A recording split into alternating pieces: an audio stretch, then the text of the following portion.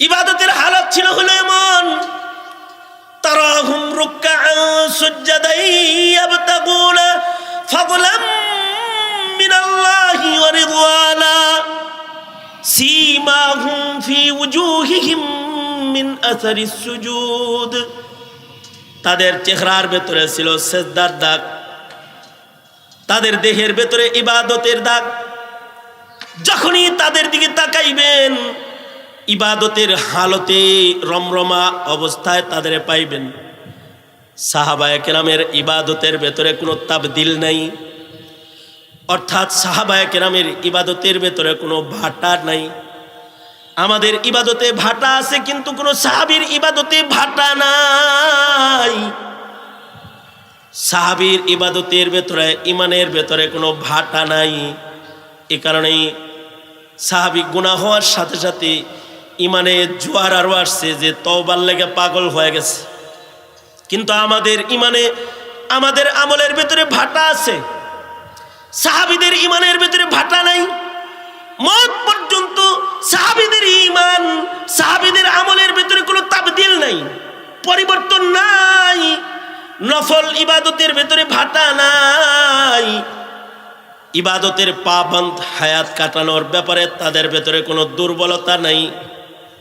তাদের চেহারার ভেতরে সবসময় ইবাদতের রং ভাসে। এই প্রশংসাগুলো শুধুই মাত্র কোরআনে আছে তা না। যালিকা মাসালুহুম ফিত তাওরাহ ওয়া মাসালুহুম ফিল ইনজিল। আল্লাহ তাআলা এ জামাতের প্রশংসা তাওরাতে করেছে, ইনজিলে করেছে। এবং তাদের ইবাদত দেখলে পরে কাফেররা ভয় পেয়ে যায়, তাদের রাগ গুচ্ছা বেড়ে যায়। এত ইবাদত করতে হয়। 2 রাকাত নামাজি কোরআন খতম করে ফেলেছেন, সারা বছর নফল রোজা রেখেছেন, সারা বছর নফল রোজা রাখছেন। আব্দুল্লাহ ইবনে আমর ইবনুল আস সারা বছর নফল রোজা রেখেছেন। আল্লামা বদরুদ্দিন আইনি রহমতুল্লাহ আলাইহি লিখেছেন, ওনার যখন 79 বছর বয়স হয়ে গেছে, ডাক্তার এসে বলে বুড়া হয়েছেন, এখন একটু নফল রোজা কমায়া দেন, ডেলি ডেলি রোজা রাখার দরকার কি? সাহাবী বলে তার ইমানের ভেতরে আর আমলের ভেতরে কোনো ভাটা নাই। উনি বলতেছে জান থাকতে ইবাদত ছাড়তেছি না। অসুখ তাতে কি রসুলের যুগে যে ইবাদত করছি আর নবী নাই সে ইবাদত ছাইরা দিব, হইতেই পারে না। ইবাদতের জোয়ার এমনই থাকবে মত পর্যন্ত। বদরুদ্দিন আইনি শারিহুল বুখারী লিখেছেন, যেদিন মৃত্যুবরণ করছেন সেদিনও তিনি রোজার হালতে ছিলেন। আলহামদুলিল্লাহ আলহামদুলিল্লাহি ওয়া কাফা ওয়া সালামুন আলা ইবাদিহিল্লাযীনা ইসতাফা।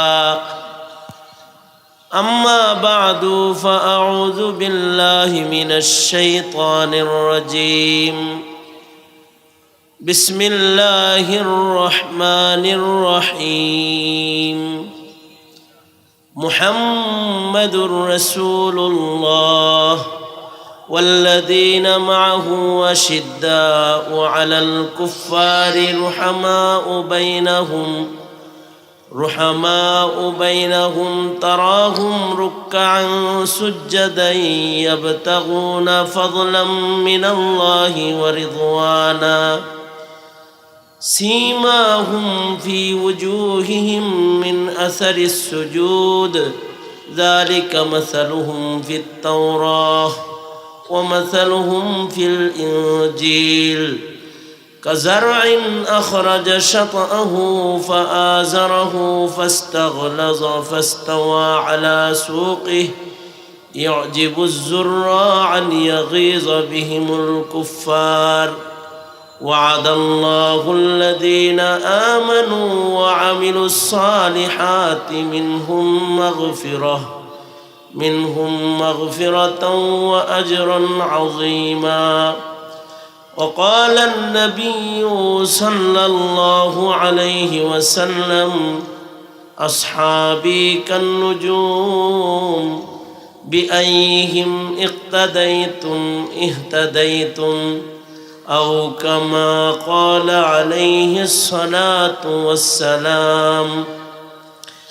اللهم صل على محمد وعلى آل محمد كما صليت على إبراهيم وعلى آل إبراهيم إنك حميد مجيد اللهم بارك على محمد وعلى آل محمد كما باركت على إبراهيم وعلى آل إبراهيم إنك حميد مجيد الحمد لله জামিয়াতুল মানহাল আয়োজিত বার্ষিক মাহফিলের মোহতারাম সাদার, মোহতারাম সভাপতি, উপস্থিত হাজরাত, বুজুর্গ উলামায়ে কেরাম,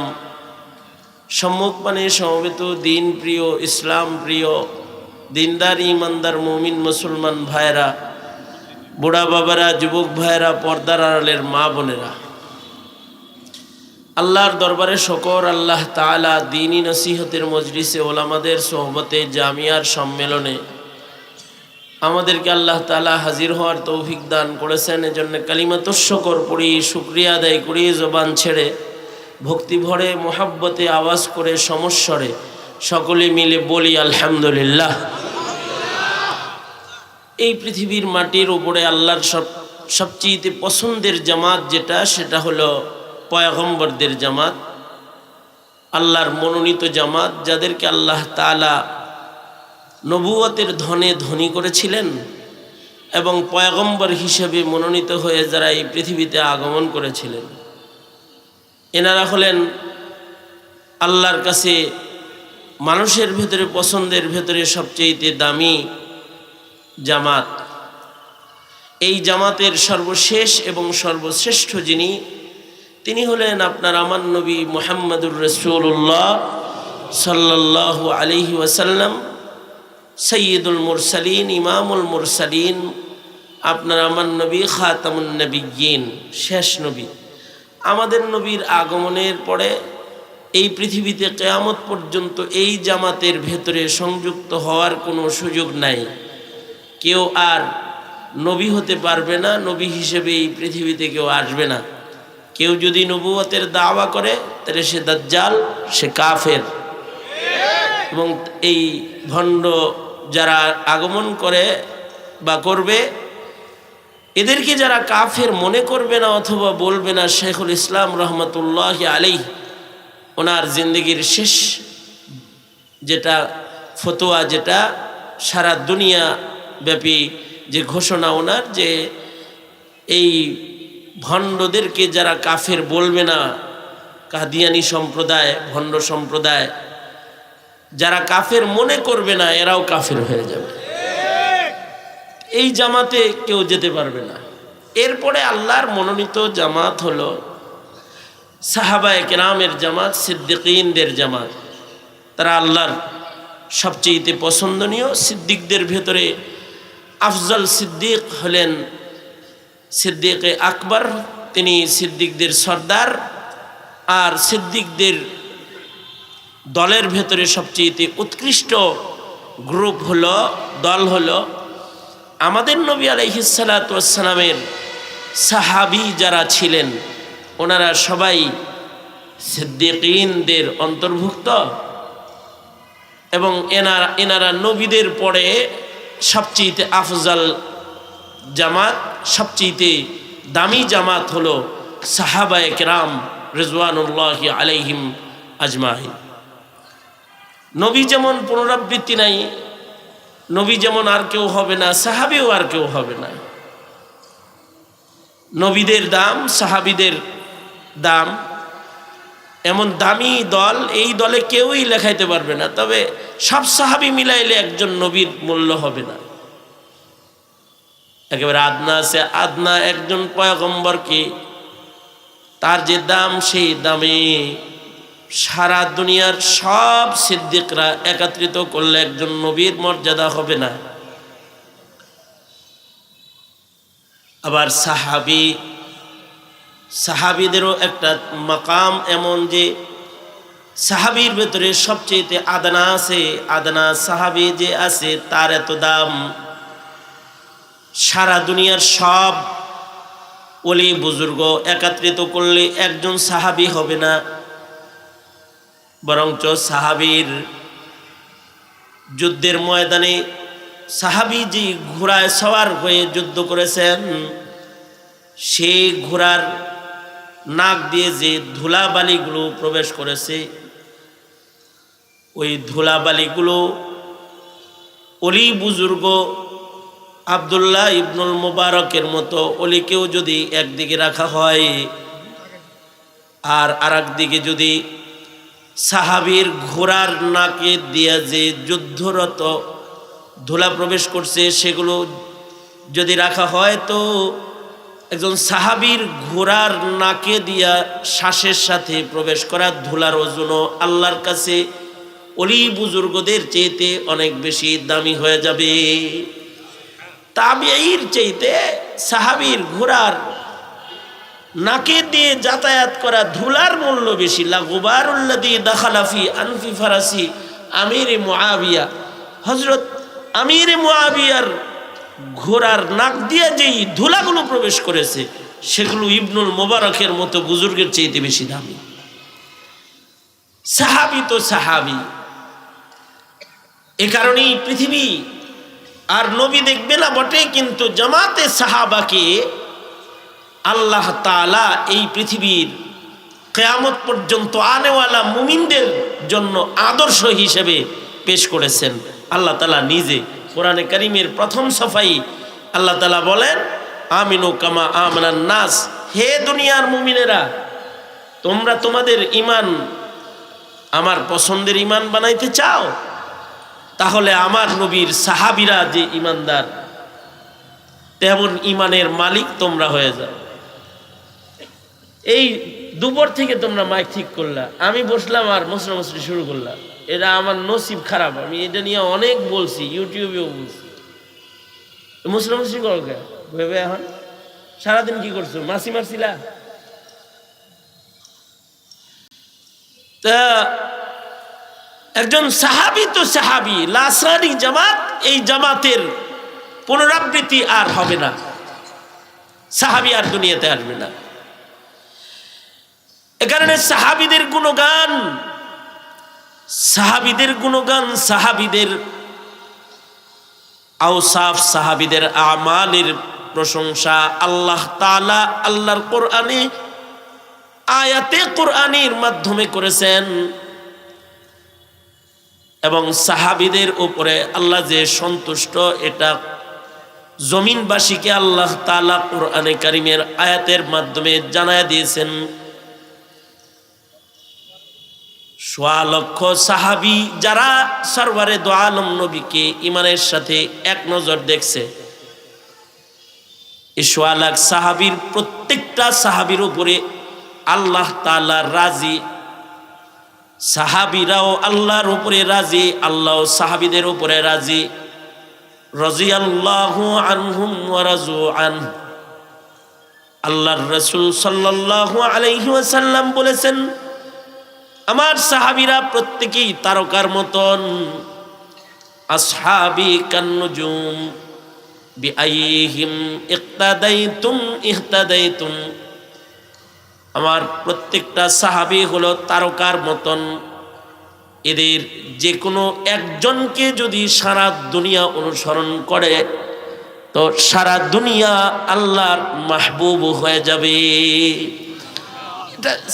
মাকামে সাহাবিয়ত, মাকামে নবুয়ত, এটা যেমন মনোনীত, মাকামে সাহাবিয়ত এটাও মনোনীত।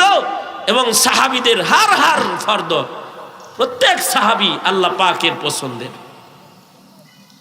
কেন আল্লাহ পাকের পছন্দের তারা হবেন না?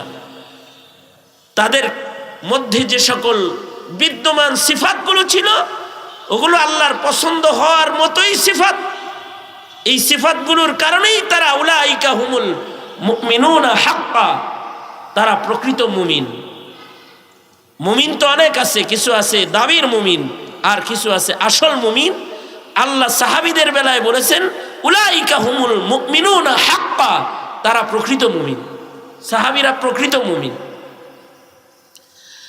সাহাবীদের যে সকল গুণ কোরআনে কারিমে, তার ভেতরে একটা গুণ হলো, সাহাবীদের একটা সিফত হলো আশিদ্দা ও আলাল কুফার। সাহাবীরা কুফরের বেলায়, বদ্দিনের মোকাবেলায় তারা বড় দৃঢ়, তারা বড় মজবুত, তারা বড় শক্ত। কুফরের সাথে, বদ্দিনের সাথে তাদের কোনো আপোষ নাই, তাদের কোনো নরমি নাই। এই জায়গায় তারা কখনো নরম হন নাই। কুফরের বেলায় তারা শক্ত, এটা সাহাবীদের একটা সিফত। খেলাফে ইসলাম যারা করে, তাদের বেলায় সাহাবীরা বড্ড কঠিন। দ্বীনের ব্যাপারে সাহাবীরা বড় কঠিন। দ্বীনের সামান্যতম নুকসান কোনো সাহাবী কখনো বরদাস্ত করেন নাই। ওই সিফাত এখনকার মুমিন আমাদের ভেতরে কিন্তু এখন বিদ্যমান নাই, ইল্লা মাশাআল্লাহ। আমাদের দোস্তি কুফারদের সাথে হয়ে গেছে, আমরা কাফেরের সাথে নরম, আমরা বদ্দিনকে লালন পালন করা শিখে ফেলেছি। দিন আমাদের কাছে গ্রহণযোগ্য নয়, বদ্দিনীকে গ্রহণ করে ফেলেছি। ইসলামের তাহজিব তামাদ্দুনের বেলায় আমরা শক্ত না, আমরা দুর্বল হয়ে পড়েছি। আর প্রাচ্যের পাশ্চাত্যের কাফের মুশরিকদের অনুকরণের বেলায় আমরা নরম হয়ে গেছি। কিন্তু সাহাবীরা আশিদ্দা ও আলাল কুফার, কুফরের বেলায় তারা বড় মজবুত, দ্বীনের ব্যাপারে তারা বড় মজবুত, শক্ত। তারা দ্বীনের সামান্যতম পরিবর্তন তারা বরদাস্ত করে নাই। সাহাবীদের সামনে কেউ শিরিক করা তো দূরের কথা, খেলাফে সুন্নাহ সামান্য করে নাই, করতে পারে নাই। হযরত উসমান গনি রাদিয়াল্লাহু আনহু বাইতুল্লাহ শরীফের তওয়াফ করতেছেন, হযরত উসমান কাবার তওয়াফ করতেছেন। যারা বাইতুল্লাহ শরীফের তওয়াফ করতেছে, হযরত উসমানের ডানে বামে যারা বাইতুল্লাহ শরীফের তওয়াফ করতেছে, তাদের ভেতরে একজন হঠাৎ করে রুকনে ইয়ামানির ভেতরে যে চুমা বসায়া দিল। নিজের তওয়াফ কার্য বন্ধ করে দিয়া হযরত উসমান জাগায় যিনি চুমা দিয়েছে তার ইসলাহ করলেন। তাকে বললেন, রাসূলকে দেখেছি রুকনে ইয়ামানিতে লামস বিল ইয়াদ করতে। আল্লাহর রাসূল তওয়াফরত ডান হাত বাড়ায়া রুকনে ইয়ামানিতে ছুঁইয়া চলে গেছেন, কিন্তু কাছে দিয়ে গেলে ছুঁয়া গেছেন, লামস বিল ইয়াদ করেছেন। কিন্তু তুমি যে চুমা দিলে, এই চুমা কার কাছ থেকে শিখেছো? দেখেছি আল্লাহর রাসূল শুধুই মাত্র এক জায়গায় চুমা দিছে, হাজারুল আসওয়াদে নবী পাক চুম্বন করেছে, সাহাবীরা চুম্বন করেছে। এমনকি হযরত ওমর তো হাজরে আসওয়াদ বরাবর যায় বলতেন, এই হাজরে আসওয়াদ, আমি জানি তুই একটা পাথর, তোর কোনো শক্তি নাই, সকল শক্তি আমার মালিক আল্লাহর। কিন্তু এরপরেও আমি ওমর, তুই পাথরের উপরে যে চুম্বন করতেছি, তোর শক্তি আছে এজন্য না, আমার রাসূল চুম্বন করেছে বিধায় তোকে চুমা দিয়া তওয়াফরত আমি আমার নবীর অনুকরণ করতেছি। আমি জানি তুই একটা পাথর, তোর কোনো শক্তি নাই। চুমা আল্লাহর রাসূল শুধুই মাত্র হাজরে আসওয়াদে দিছেন, মুলতাজাম ধরে আল্লাহর রাসূল দোয়া করেছেন। তওয়াফরত আল্লাহর রাসূল রুকনি ইয়ামানিতে লামস বিল ইয়াদ করেছেন। আল্লাহর রাসূল তো চুমা দেয় নাই, তুই চুমা বসাইলি, এটা কার কাছ থেকে শিখলি? সামান্যতম খেলাফি সুন্নাহ একটা বিষয়, সাহাবী বড় মজবুত। আশিদ্দাউ আলাল কুফার, কুফরের বেলায় সাহাবীরা বড় মজবুত। আমাদের সামনে তো শিরিক করে, আমরা তাও মানা করি না। আমাদের সামনে বদ্দিনী প্রতিষ্ঠা পেয়ে যায়, দিন মাগলুব হয়ে যায়, বদ্দিন গালেব হয়ে যায়। আমরা আমাদের জবান খুলি না, আমরা দ্বীনের মজবুতিকে প্রকাশ করি না, দ্বীনের বেলায় আমরা শিথিলতা অবলম্বন করি। যেমন দ্বীনের বেলায় আমরা কতটা শিথিল, এই যে ফিলিস্তিনে মুসলমানদের উপরে অত্যাচার চলছে আর ইসরায়েলি পণ্য এখনো পর্যন্ত বাংলাদেশের মার্কেটে চলে, আমরা শিথিল মুসলমান বিধায় এটা হয়। সাহাবীদের মতো মজবুত মুসলমান যদি থাকতো তাইলে এক রাত্রিতে ফিলিস্তিনি সব পণ্যগুলোকে ডাস্টবিনে ফেলে দেওয়া হতো, বাংলাদেশের মার্কেটে এগুলো চলতো না। আমরা কুফরের বেলায় সফট কর্নার। আমি আর মুফতি হাবিবুল্লাহ মাহমুদ কাসিমি ভাই, আমরা দুইজন উত্তরবঙ্গ থেকে আসতেছি, এক হোটেলে খাবারের জন্য ব্রেক করছি। তো খাবারের জন্য ওখানে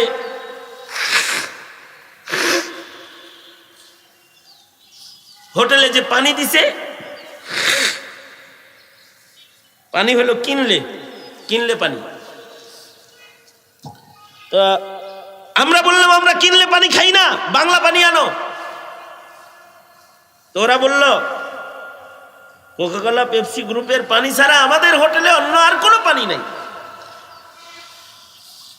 তা আমরা বললাম তাহলে আমরা এই পানি খাবো না, আমরা বাহির থেকে পানি কিনে এনে খাচ্ছি। তা আমরা বাহির থেকে বাংলাদেশি কোম্পানির পানি কিনে এনে খাচ্ছি। পাশের টেবিলে স্বামী স্ত্রী দুইজন খানা খায়, তাদের আওয়াজ আমাদের কান পর্যন্ত আসে, এতটাই কাছে তারা। তো বিবি তার জামাইরে বলতেছে যে তুমিও মুসলমান, এই হুজুরগুলোও মুসলমান, তোমারে দিল ঘটঘাট ঘটঘাট করে পেপসিও খাইলা, আর ওনারা পেপসি কোম্পানির পানিটাও খেলো না। এই স্বামী স্ত্রী দুইজন কিন্তু একই বিছানায় ঘুমায়, একই পাতিলের রান্না খায়, কিন্তু মানসিকতার ভেতরে কিছু পরিবর্তন আছে। সেটা হলো বিবির ইমানটা একটু ভালো, আর স্বামী যে সে একটু সফট কর্নারে আছে। মহিলা বলেই ফেললো হুজুররা খেলো না এই পানি, আমি খাবো না, বাইরে থেকে বানিয়ে এনে খাও। আর এই জামাই মিয়া বলল কি, মগা গ্রুপ অফ ইন্ডাস্ট্রিজ লিমিটেডের এমডি, ও বলল যে হুজুররা একটু হার্ড লাইনে, আমি একটু সফট লাইনে, এগুলো কোনো বিষয় না। সত্যিকারের মুমিনের মুখে এই সফট হালাত কুফরের বেলা আসতে পারে না। এ কারণেই যারা সাহাবী অনুকরণের ঈমানকে লালন পালন করে, তারা মুসলমানের মাটিতে কোন ধরনের অন্যায়কে তারা বরদাস্ত করে না। তারা হলো উলামা, তারা বরদাস্ত করে না। মুহাম্মাদুর রাসূলুল্লাহ, মুহাম্মাদুর রাসূলুল্লাহ ওয়াল্লাযীনা মা'হু আশিদ্দাউ আলাল কুফফার। সাহাবীদের সিফাত, সাহাবীদের ঈমানের একটা রং হলো দিনের বেলায় তারা মজবুত, কুফরের বেলায় তারা বড় শক্ত। আমরা শিথিলতা দেখাই কুফরের সাথে, অবশ্য আমরা হার্ড লাইনে চলে যাই দিনদারের সাথে, ইমামের সাথে হার্ড লাইনে আছে, মুয়াজ্জিনের সাথে হার্ড লাইনে আছে, মৌলবীর সাথে হার্ড লাইনে আছে, আর শয়তানের সাথে সফট কর্নারে আছে, দুষ্ট লোকের সাথে সফট কর্নারে আছে, আর নেককারের সাথে হার্ড লাইনে আছে। সম্পূর্ণ সাহাবী ঈমানের খেলাফ।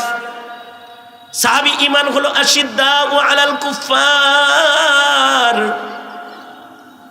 এ কারণে সাহাবীদের হায়াতে এক জাররা বিদআত প্রতিষ্ঠা পায় নাই।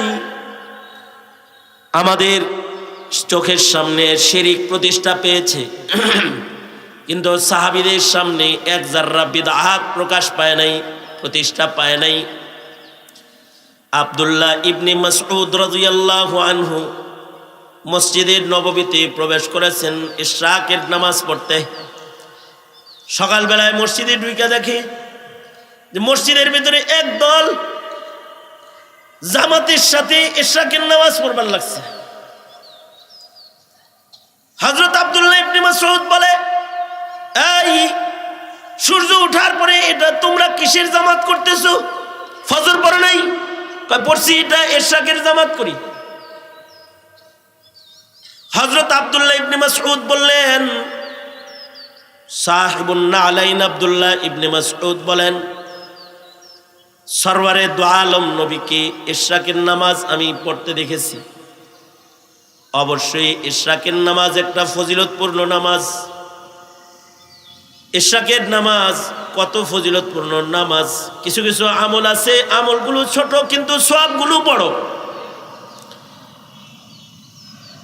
টাকা নাই, পয়সা নাই, কিন্তু হজের সওয়াব কামাই করার কিছু আমল আছে। রিকশাওয়ালা বিমানের টিকিট কেটে উমরায় যাওয়ার টাকা নাই, হজ করার টাকা নাই, কিন্তু হজের সওয়াবের কিছু আমল আছে।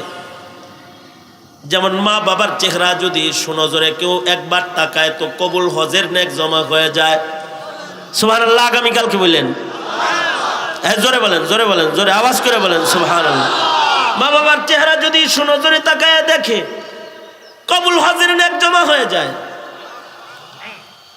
কেউ যদি একবার দেখে তো একটা কবুল হজের নেক জমা হয়। সাহাবী বলে, সরওয়ারে দু আলম যদি কেউ বারবার দেখে তাহলে কি বারবার কবুল হজের নেক জমা হয়? আল্লাহর রাসূল বলেন, বারবার দেখলে বারবারই জমা হয়। অর্থাৎ কোনো সন্তান যদি তার মা বাবার চেহারার দিকে এক নজর তাকায় তাহলে কবুল হজের নেক জমা হয়। যাদের মা বাবা আছে এই হাদিস স্মরণ করে করে পিতামাতারা যদি কেউ দেখে, সে কোনোদিন মা বাবার চেহারার দিকে তাকায় চোখ গরম করতে পারবে না। তার যদি এই হাদিস স্মরণ থাকে তো সে মুস্কি হাসি দিয়া মায়ের দিকে বাবার দিকে রহমের দৃষ্টিতে তাকায় সওয়াবটা লয়ে লইব। কারণ এটা একটা হজের সওয়াব ডেলিভারি ফ্যাক্টরি। যে কয়বার নজর পড়বে আর ওই কয়বার করে কবুল হজের নেক আমল নামায় জমা হতে থাকবে। আমাদের আকাবির বুজুর্গরা তো এই হজকে কখনো কখনো বাইতুল্লাহর জিয়ারতের হজের উপরে প্রাধান্য দিয়েছেন। জাস্টিস তাকি উসমানী দামাত বারকাতুহুম উনি লিখেছেন, ওনার খুতবাতে আছে যে মুফতি আজম শফি রহমাতুল্লাহ আলাইহি জিন্দেগীর শেষ মারহালায় যখন মরজে মৌতে আক্রান্ত, তখন ওনারা দুনো ভাই মিলা রফি উসমানী রহমতুল্লাহ আলাইহি এবং তাকি উসমানী দামাত বারকাতুহুম উভয়ে মিলা হজের টাকা জমা দিছে, হজে যাইব।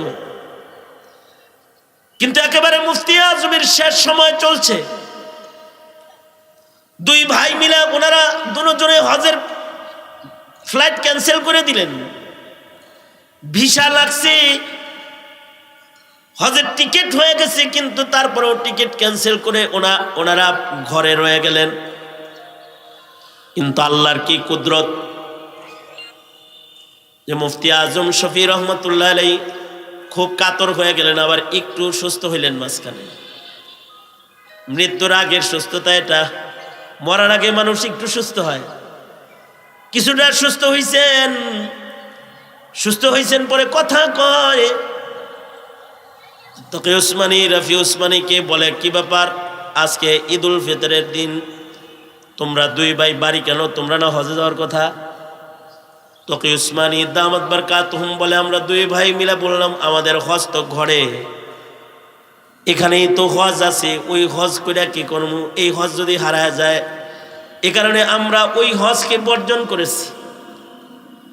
আপনার চেহারা দেখার হজ কামাই করার জন্য আপনি যদি আবার চলে যান, হজ তো চিরদিনের জন্য বন্ধই হয়ে যাইব।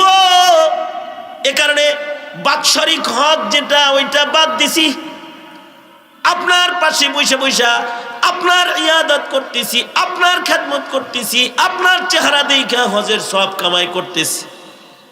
তখন উসমানী দামাত বারকাতুহুম বলেন, বাবা মুফতি আজম এমন একটা দোয়া দিছে ওই সময় চোখের পানি ফেলা, যে আমারে দেখার লেগে কাবা দেখা যে সন্তান ছাড়ছে, ওগো আল্লাহ আমার এই সন্তানগুলাকে তোমার কাবা তুমি বারবার দেখায়ও। তখন উসমানী বলেন, এরপরে যে আল্লাহ কতবার বাইতুল্লাহ দেখাইছে হিসাব নাই। কিছু কিছু আমাল আছে যে আমালগুলোর মাধ্যমে হজের সব কামাই করা যায়। তার ভেতরে একটা আমল হলো মা বাবার চেহারা দেখা, আরেকটা আমল হলো ইশরাকের নামাজ পড়া। গরিব মানুষ হজ্জে বাইতুল্লাহতে যেতে পারে না। সূর্য উদয়ের পরে কেউ যদি ওযু করে 2 রাকাত নামাজ পড়ে ফেলায় আল্লাহর রাসূল বলেছেন এই 2 রাকাত নামাজের এত দাম, এত মূল্য যে আল্লাহ তাআলা এই 2 রাকাত নামাজের বদলায় কবুল হজ উমরার সওয়াব বান্দাকে দান করে। আজকের থেকে ইশরাকের নামাজ পড়বেন ইনশাআল্লাহ, বলেন আওয়াজ করে বলেন ইনশাআল্লাহ। তো হযরত আব্দুল্লাহ ইবনে মাসউদ যা দেখে জামাতের সাথে ইশরাকের নামাজ, কথা বলেন, জামাতের সাথে ইশরাকের নামাজ পড়তেছে। আব্দুল্লাহ ইবনে মাসউদ বলে কি, নবীরে তো জীবনে কোনোদিন ইশরাকের নামাজ জামাতে পড়তে দেখি নাই, তোরা কারারে ইশরাকের নামাজের জামাত কায়েম করনেওয়ালা? এটা একাকি পড়ার নামাজ, রাসূল সব সময় একা পড়েছে, আর তোরা এটার জামাত কায়েম করছস। তোরা তো বেদাতি ছোটখাটো না রে, তাও মসজিদে নববীর ভেতরে। এই আমি ইবনে মাসউদ যে জামা এখনো গায়ে দেই, নবীর যুগেও গায়ে দিছি, এখনো গায়ে দিই, লাম তুখলাক, এখনো পর্যন্ত আমার জামা ছিঁড়া যায় নাই, বাতিল হয় নাই। নবীর যুগে যেই বর্তনে খাবার খেয়েছি, লাম তুকসার, এখনো পর্যন্ত ওই বর্তন ভেঙে যায় নাই, সেই বর্তনে আজও খানা খাই। সেই কাপড় এখনো পরি যে বর্তনে নবীর সামনে খানা খেয়েছি, যে পোশাক পরে রাসূলের সামনে হাজিরা দিয়েছি। আর আমি জিন্দা থাকতে নবীর আমলের রং চেঞ্জ করে সুন্নতের রং থেকে বিদআতের রং লাগাবি, পাথর মেরে মদিনা থেকে বাইর করে দেব। আশিদ্দাউ আলাল কুফার, দ্বীনের বেলায় তারা বড় মজবুত, তারা বড় শক্তিশালী।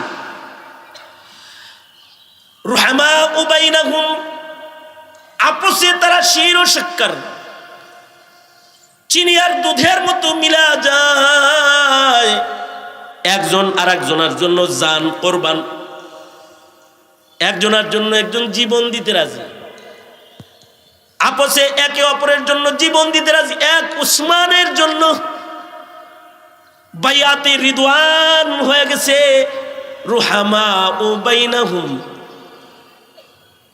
খবর ছড়ায় দিয়েছে শয়তানে যে ওসমান কিন্তু মুশরিকদের হাতে শহীদ হয়ে গেছে। তো সাহাবীরা রুহামাউ বাইনাহুম, আল্লাহ তাদের এই হামদর্দি, একে অপরের মুহাব্বত, ভালোবাসা পছন্দ করে আলাইছে। রাসূলে আরবি নিজে হাত পেতেছে, উসমানের রক্তের বদলা নিব, কে আসো আমার কাছে বাইআত হবে। সবাই মিলা সাহাবীরা সকলে আল্লাহর নবীর হাতে হাত রেখে ফেলেছে একজন ওসমানের জন্যে। একজন ওসমান না, এই ওসমান তো বড় দামি ওসমান। এ ওসমান হলো ইসলামের ইতিহাসের শ্রেষ্ঠ ওসমান, যাকে আল্লাহর রাসূল 2 কন্যা দিয়েছেন বিবাহ বন্ধনে। আল্লাহর রাসূল যাকে বলেছেন রফিকি ফিল জান্নাহ, ওসমান আমার জান্নাতের সাথী। এই ওসমান বড় দামি ওসমান। এই ওসমান জাহিলিয়াতেও কবিরা গুনাহ করেন নাই এমন ওসমান, জাহিলিয়াতেও শরাব পান করেন নাই, জেনা ব্যভিচার করেন নাই সে ওসমান। এ ওসমান সে ওসমান যে ওসমান কখনো মানুষের উপরে জুলুম করে নাই, ইহসান করেছে। ইহসান কাফেরদের উপরেও এত ইহসান হযরত ওমর, হযরত ওসমান করেছেন যে কাফেররা হযরত ওসমানকে সম্মান করত। হযরত ওসমানের সম্মান বুঝাইতে গিয়ে আর হযরত ওমরের ভয় বুঝাইতে গিয়ে সিরাতের লেখক যারা তারা লিখেছেন, এই হিজরত যখন চলতেছে, আবু বকর তো আল্লাহর রাসূলের সাথে আন্ধারে হিজরত করে চলে গেছে। আর উমরে কাফেররা বয়াত করত যে তরবারি খুললা সোজা সবার সামনে হিজরত করে গেছে। আর বলছে কেউ যদি তার মায়ের বুক খালি করতে চাও তাহলে উমরে ঠেকাও, আমি নবীর কাছে যাইতাছি। কেউ যদি তার বিবির বিধবা করতে চাও, এই যে আমি উমর যাইতাছি, আয়া পড়ো, বাধা দাও পারলে। যদি নিজের বিবিকে বিধবা করতে চাও, আয়া পড়ো। গোটা আরবের একজনের কলিজার পাটায় এতটুকুন শক্তি ছিল না উমরের সামনে যায় দাঁড়ায়। এটা হলো ফারুক বাইনাল হক ওয়াল বাতিল। উমরের প্রতি কাফের মুশরিকদের ভয় আর ওসমানের প্রতি কাফের মুশরিকদের শ্রদ্ধা এত ছিল যে হযরত উসমান যখন হিজরত করতেছেন, কাফেররা হযরত উসমানের সুটকেস আগায়া দিতেছে, হযরত উসমানের ঘটি বাটি আগায়া দিতেছে, ওজুর বর্তন, বসার মোড়া যা কিছু উসমান লয়ে যাইতেছে এগুলো আগায় আগায় দিতেছে, কাফেররা আগায় আগায় দেয়। কারণ এই উসমান বড় সম্মানিত উসমান, কাফেররা তার ইহসান ভোগ করেছে, হিজরতের সময় আগায় আগায় দিছে। এ কারণে আল্লাহর রাসূল উসমানকে পাঠাইছে মুকদ্দমা, জায়েশ হিসেবে, যাও আমি উমরা করব, আগে যাও। মুকদ্দমাতুল জায়েশ হিসেবে উনি আগে গেছেন। তারা বলে তোমাদের নবীরই বায়াত হইতে কাবা তওয়াফ করতে দিব না, যে পরে আইতে হইব, ফিরা যাইতে কও হুদায়বিয়া থেকে। কিন্তু উসমান, তোমাকে অফার করতেছি, তুমি যেহেতু মক্কায় ঢুইকা পড়ছো, তুমি তওয়াফটা সাইরা ফেলাও। উসমান তো আশিকে রাসূল উসমান। উসমান বলে আমার নবীরে ফেরত দিবা ওখান থেকে, আর আমারে কও তওয়াফ করতে। যে কাবা মুহাম্মাদুর রাসূলুল্লাহ তওয়াফ করতে পারে না, ওই কাবা উসমানের তওয়াফ করা চলে না। উসমান এটা তওয়াফ করবে না। যেদিন মুহাম্মাদুর রাসূলুল্লাহ তওয়াফ করবে সেদিন উসমান তওয়াফ করবে। এমন কঠিন অবস্থা যখন দেখাইলেন হযরত উসমান, তখনও তো কাফেররা হযরত উসমানের গলায় আঘাত করতে পারতো ইচ্ছা করলে, কিন্তু তারা উসমানকে এতই সম্মান করত যে তারা উসমানের এই কথার সামনেও তারা দুর্বল হয়ে গেছে। না না না, রাগ করবেন না, রাগ করবেন না, আমার বাড়ি চলেন, দাওয়াত খান, একটু একটু মেহমানদারি করি, এগুলো করতেছে। আর ওদিক দিয়ে খবর ছড়ায় গেছে উসমান শহীদ। রুহামাউ বাইনাহুম, আল্লাহর রাসূল হাত পেতে বলে বাইআত হও, কারা কারা বাইআত হবে, আমি উসমানের রক্তের বদলা গ্রহণ করব। রুহামাউ বাইনাহুম, সাহাবীরা সব হাত রাখছে। আল্লাহর কাছে চিত্র এত পছন্দ হইছে, আল্লাহ কয় বন্ধু আপনার হাতের উপরে খালি আপনার সাহাবীদের হাত না, আমিও আপনাদের সাথে ভালোবাসার বন্ধনে জড়িত। দেখেন তাকিয়ে, ইয়াদুল্লাহি ফাওকা আইদিহিম, আমি আল্লাহর হাত আপনার হাতের উপরে, যে সাহাবীদের হাত আছে তার উপরে আমি আল্লাহর হাত লাগানো আছে। এটা হলো রহমাউ বাইনাহুম, যে একে অপরের সাথে ভালোবাসার আধিক্যতা এত। কিন্তু কিসমত বদনসিবি আমাদের, যে আমাদের রহমাউ বাইনাহুম হারিয়ে গেছে। আমরা নিজেরা শক্ত হয়ে গেছি, আর কাফেরদের জন্য নরম হয়ে গেছি। রাজনীতি করতে গিয়ে স্বার্থের জন্য সরকারি দল আর বেসরকারি দল একে অপরের জন্য দাও আর কুমড়া হয়ে গেছে, দাও কুমড়া হয়ে গেছে। যে নিজের ভাইকে রাজনৈতিক স্বার্থের কারণে বলি দিতেও হাত কাঁপে না, গুলি করতেও উঙ্গুলি কাঁপে না, উঙ্গুলি কাঁপে না, রক্ত ঝরিয়ে লাশ বানায় দিতে ভেতরে দরদ উদয় হয় না। শুধু তাই নয়, আরে জাহেল জুহালাদের কথা কি বলবো, যারা নামাজ পড়ে না। ভাবতে অবাক লাগে, আমাদের নিজেদের ভেতরে আত্মিক বন্ধন এতটাই ছিন্ন হয়েছে, যখনই ডিসেম্বর মাস সামনে আসে আর ইজতেমার রক্তমাখা চিত্রটা সামনে ভেসে আসে, নামাজি হয়ে একদল আর একদলকে কুপায়া হত্যা করার জন্য যারা ময়দানে নেমে যায়, এই জাতি তো সেই জাতি আমরা। আমাদের মতো অত এরকম দুর্বল হালাত আগের যুগের মুমিনদের ভেতরে নবীর যুগে ছিল না। রুহামাউ বাইনাহুম, একে অপরের জন্য তারা শির সাক্কার।